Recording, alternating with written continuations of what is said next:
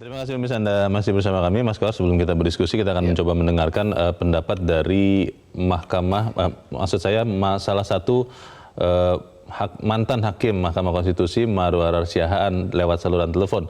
Pak Maru, selamat pagi. Selamat pagi.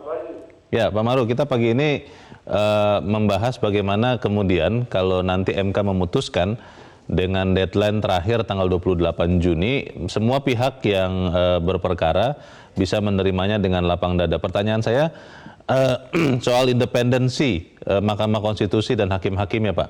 Anda yakin tidak bahwa MK ini akan independen, Pak Maru?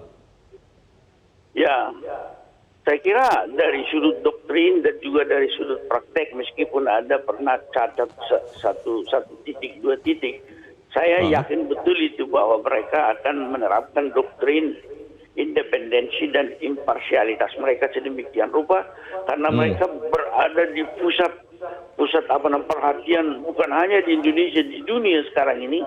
Dan menurut saya mereka juga akan menjaga harkat dan martabat dirinya sebagai hakim.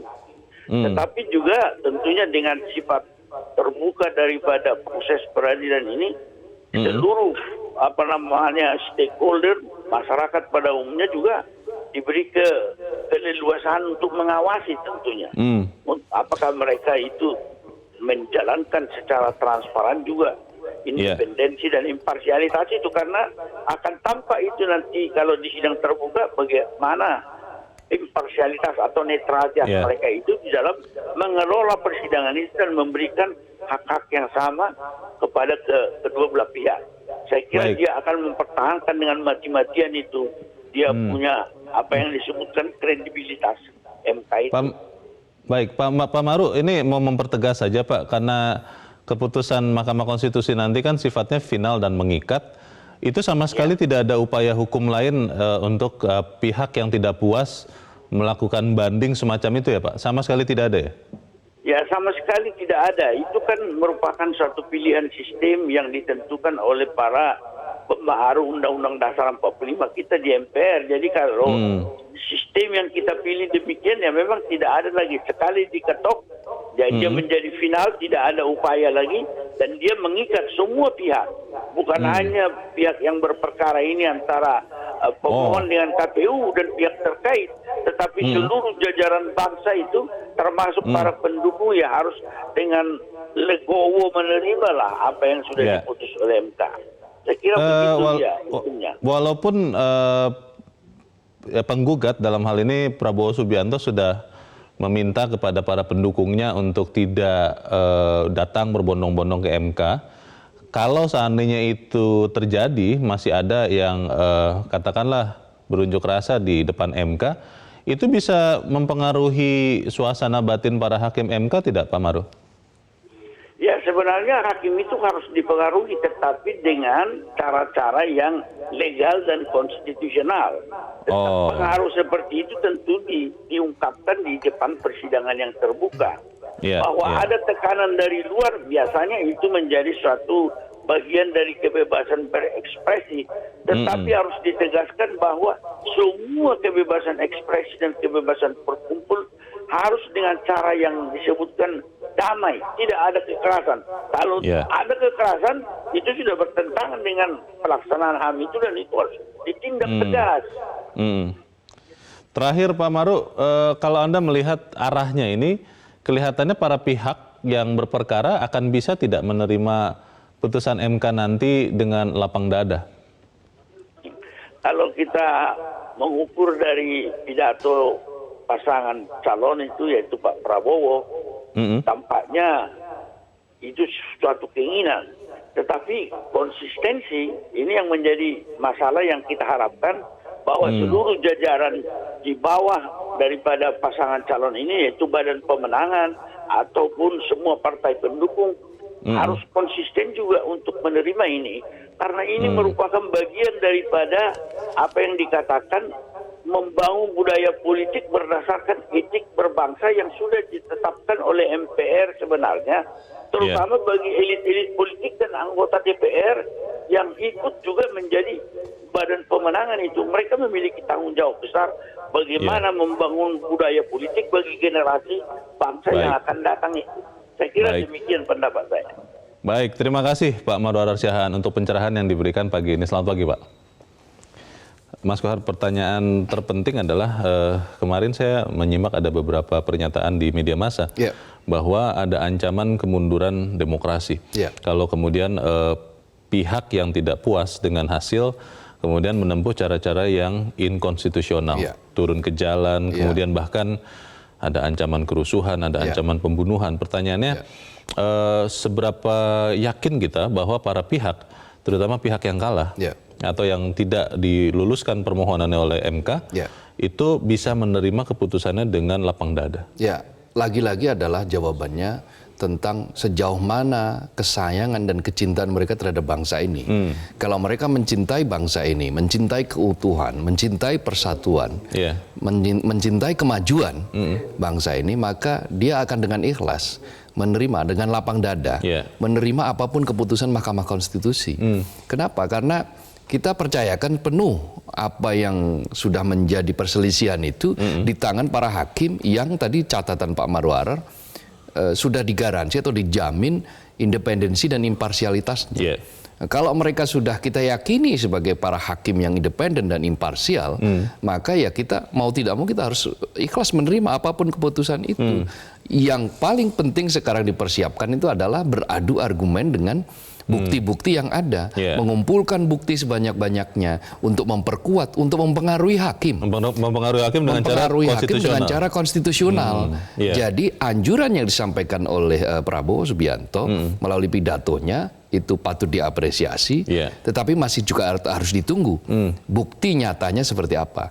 Nanti kita akan tahu bukti nyatanya ketika sidang-sidang akan berlangsung. Ini kan sidang terus akan terjadi sampai 28. Nah, kalau sampai terbukti, maka kita patut angkat topi kepada Prabowo Subianto yang telah melaksanakan apa yang tampak di panggung depan politik dan apa yang ada di panggung belakang politik. Konsisten. Kalau itu sama, maka akan bagus. Demokrasi kita akan kembali bisa bergerak pada rel yang benar. Kalau belajar dari tahun 2014, Mas Kohar, waktu itu kan juga ada proses yang sama diajukan ke MK. Dan kalau kita lihat hari-hari, terutama pada saat hari keputusan, saya masih ingat orang masih turun ke jalan. Dan kalau tidak salah waktu itu konsentrasi demo itu besar di Bundaran HI. Pada saat itu juga hampir ada pertikaian antara petugas keamanan dan yang berdemo. Apakah itu bisa kita lihat lagi nanti? Kita akan melihat ke depan seperti apa masa itu bisa menahan diri. Karena begini, Leo, ancaman demokrasi itu salah satunya itu adalah mobokrasi. Apa? Mobokrasi itu ya dengan cara pengerahan massa untuk mencapai tujuan-tujuan kekuasaan. Dengan cara tekanan massa, maka tekanan massa akan digunakan supaya orang seperti terintimidasi, orang terteror, sehingga ketika orang terintimidasi, terteror itu maka akan membuat keputusan sesuai dengan yang mengintimidasi atau yang meneror. Hukum rimba lah ya, sederhananya begitu. Ini akan sangat berbahaya. Salah satu bentuk intimidasi dan teror ialah misalnya dengan menakut-nakuti dengan ancaman pembunuhan, tembak dan seterusnya. Karena itu ya betul apa yang sudah dilakukan oleh penegak hukum dengan menangkap beberapa orang yang diduga melakukan proses-proses yang tidak benar, melanggar hukum dengan cara mengancam, membunuh dan seterusnya. Pertanyaannya begini, Mas Kohar, beberapa kali kita dengar dalam proses terutama pemilu tahun ini 2019 bahwa yang bergerak itu bukan sepengetahuan, bukan atas dukungan, bukan atas endorsement dari pihak yang sedang berkontestasi. Mereka mengatakan itu dan itu adalah kesukarelaan masing-masingnya. Jadi kita tidak bisa mengapa-apakan mereka. Nah, kalau itu yang kemudian terjadi, bagaimana di saat menerima putusan MK? Kita akan bahas di bagian berikut. Pemirsa tetap bersama kami, Editorial Media Indonesia segera kembali.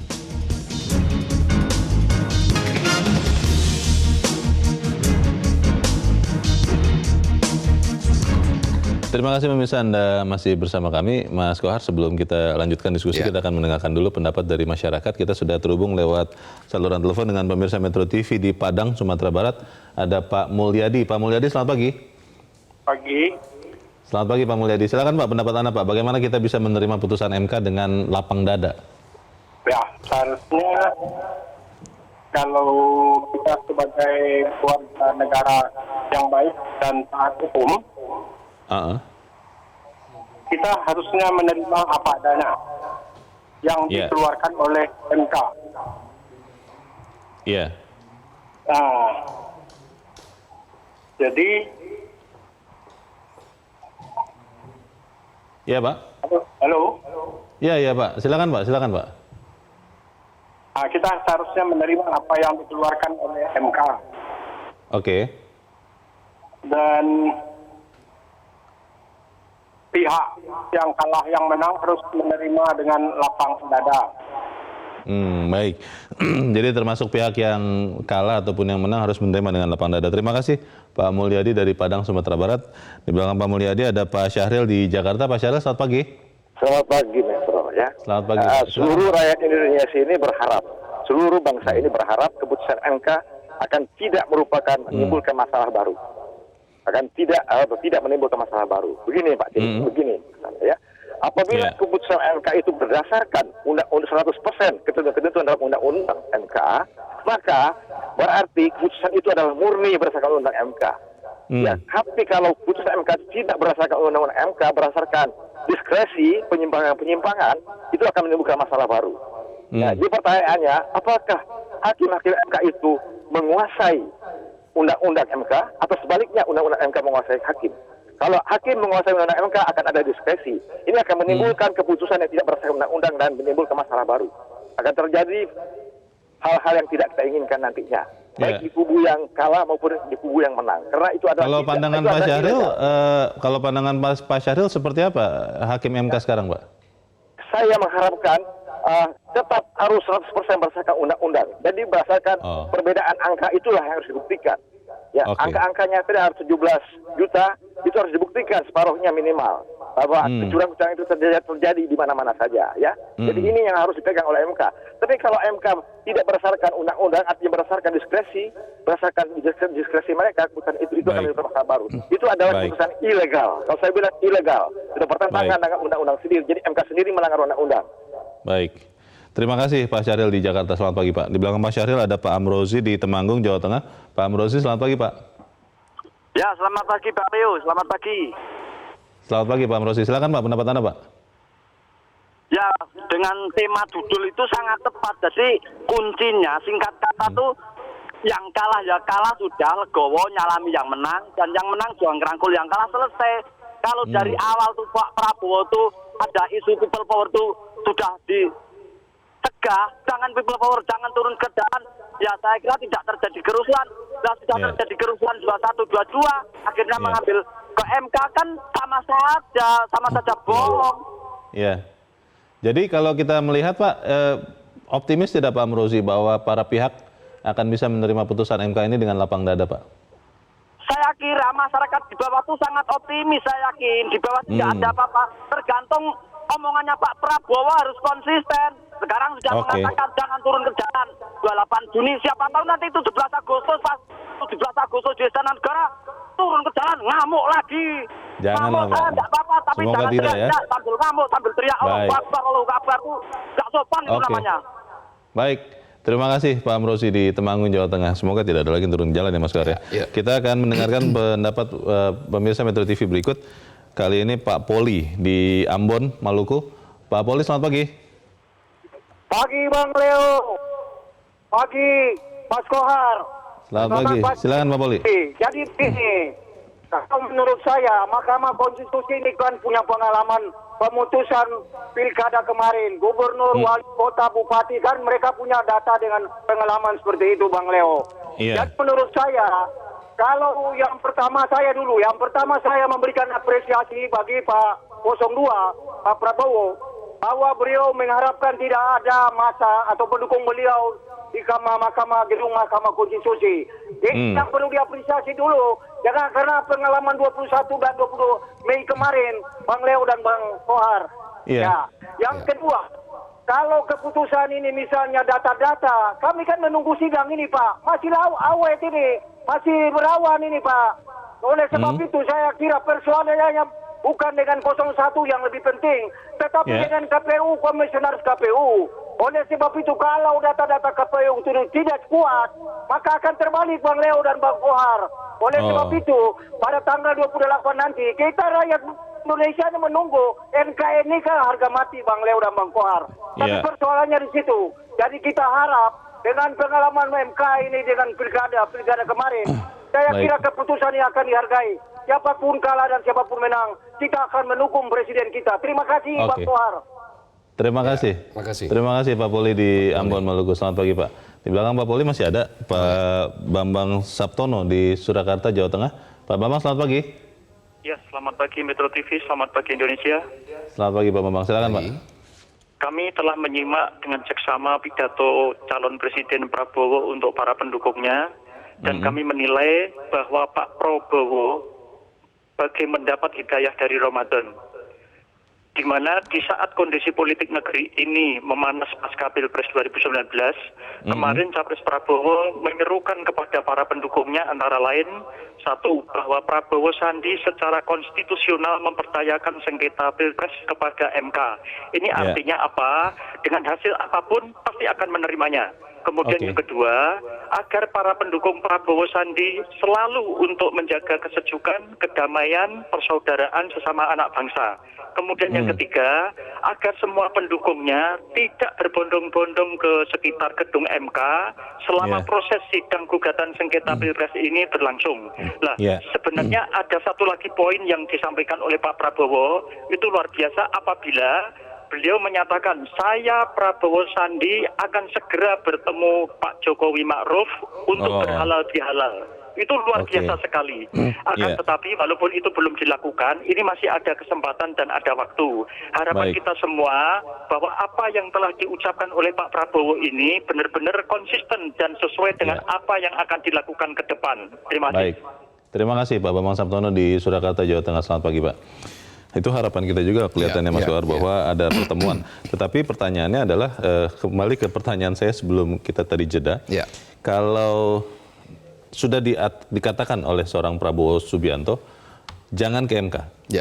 Tapi nanti dalam perjalanan kalau ternyata masih ada yang turun ke MK, kalau turunnya dengan damai tidak apa-apa. Tapi kalau kemudian membuat ribut, itu bagaimana prosesnya? Ya tentu saja penegakan hukum harus tegas. Terus ya? Harus tegas. Jadi tidak boleh lagi ada tafsir-tafsir lain, misalnya ketika ada tindakan hukum atas pelaku demonstrasi yang anarkistis. Nah, kalau dia aksi massa demonstrasi sekedar untuk menyampaikan kebebasan berekspresi dengan cara yang sudah sesuai dengan aturan, tentu saja itu sah dalam negara demokrasi. Boleh saja. Tetapi ketika di tengah jalan misalnya ada yang memprovokasi, siapa yang bisa menggaransi? Nah, tentu saja pihak-pihak yang mengajukan usulan untuk melakukan aksi harus bertanggung jawab, harus siap untuk apabila sewaktu-waktu dia dipanggil, diminta pertanggungjawabannya oleh penegak hukum, dan penegak hukum juga tidak boleh ragu-ragu lagi untuk menindak tegas kali ini karena risikonya sangat besar. Itu bukan kriminalisasi itu ya, bukan otoriternya justru itu menunjukkan bahwa negara tidak boleh kalah. Negara harus hadir melindungi. Kenapa? Karena ketika terjadi kerusuhan, pihak-pihak yang tercekam, pihak-pihak yang merasa terancam, itu banyak. Dampaknya ke masyarakat luas. Dampaknya ke masyarakat luas, apalagi menggunakan fasilitas publik, yaitu jalan raya. Ada banyak gedung di sana, ada taman, ada banyak fasilitas publik yang itu juga hak orang lain, hak publik untuk menikmati itu. Nah, ketika hak publik itu dirampas dengan tindakan-tindakan yang barbar, tindakan-tindakan yang anarkistis, maka secara otomatis mereka juga punya hak untuk bagaimana mereka juga membayar pajak. Negara harus melindungi segenap bangsa. Nah, jadi tidak hanya melindungi mereka yang demonstrasi, melindungi mereka yang menuntut, tetapi mereka yang menjadi situasinya tidak nyaman juga harus dilindungi. Nah, dalam rangka melindungi itu pun itulah maka tindakan tegas itu tetap perlu dilakukan dan tidak boleh ada tafsir lain selain itu, karena rupa-rupa tafsir itu hanya akan mengancam demokrasi tadi itu. Kan jadi ancaman. Setiap hakim independen dan apalagi kita sudah katakan hakim MK itu sangat independen. Ya, dari berbagai unsur lagi. Baik, pertanyaannya adalah bagaimana ketika mereka memutuskan, apakah tadi seperti kata Pak Syahril itu benar-benar menggunakan data yang disampaikan oleh para pihak. Mungkin kalau KPU tadi kita sudah beritakan ada lebih dari 200 kontainer isi bukti. Dari pihak penggugat juga katanya membawa bukti, itu benar-benar akan dipakai atau tidak, Mas? Oh iya, jadi tergantung, jadi misalnya apa yang dimohonkan oleh pihak pemohon, pemohon agar sengketa di beberapa titik. Nah, dari situ dibuka bukti-bukti akan diteliti. Kalau ternyata berdasarkan penelitian bukti-bukti tidak sahih, yang langsung diabaikan. Karena itu maka hakim-hakim adalah orang-orang yang sudah memiliki pengalaman dan dia terdiri dari unsur yang Mahkamah Agung, dari unsur presiden yang diusulkan oleh presiden, diusulkan oleh DPR. Jadi dari berbagai lini maka independensi dan imparsialitasnya diharapkan bisa terjaga. Pertanyaannya adalah begini, kalau kemudian pemimpin sudah mengarahkan kepada sesuatu, apakah memang pendukung pasti akan mengikuti? Kita akan bahas di bagian berikut, Mas Koar dan pemirsa tetap bersama kami, Editorial Media Indonesia segera kembali.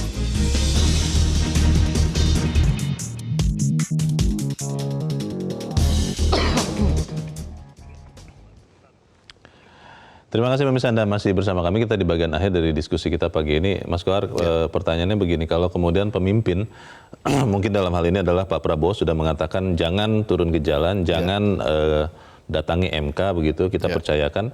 Tapi kalau kemudian ternyata ada juga yang turun ke jalan, itu bagaimana? Ya tentu saja seperti yang saya katakan tadi, pemimpin harus berusaha untuk lagi mencegah, sekuat tenaga membuktikan ucapannya.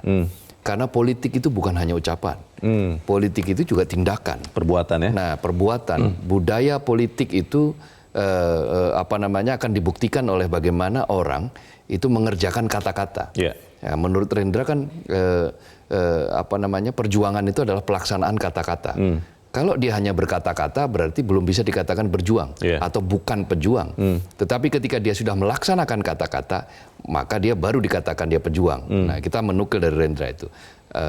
Otentifikasi atau otentitas dari seorang pemimpin akan dibuktikan sejauh mana mereka sekuat tenaga membuktikan kata-katanya itu. Nah, kalau dia tidak mampu membuktikan kata-kata, itu artinya berarti dia belum layak disebut sebagai pemimpin, calon pemimpin. Karena dia mengendalikan massa saja tidak bisa, kira-kira begitu kan? Orang logikanya bertanya seperti itu. Karena itu mestinya ucapan yang disampaikan melalui video dan seterusnya itu harus dibaca oleh para pendukungnya dengan sangat serius.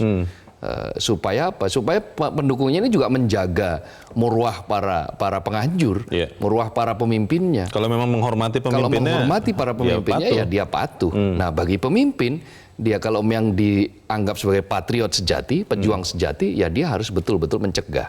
Karena seperti yang saya katakan tadi di awal, ada 4 ancaman demokrasi. Paling tidak yang sekarang.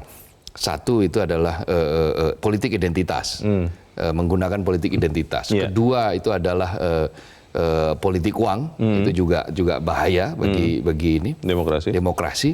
Lalu yang kemudian yang ketiga itu adalah mobrokrasi tadi, tekanan massa yang digunakan untuk memengaruhi sebuah keputusan. Lalu yang keempat itu adalah fitnah, hoax yang merajalela. Jadi kalau empatnya ini berpadu, maka demokrasi tinggal menunggu waktu saja untuk runtuh.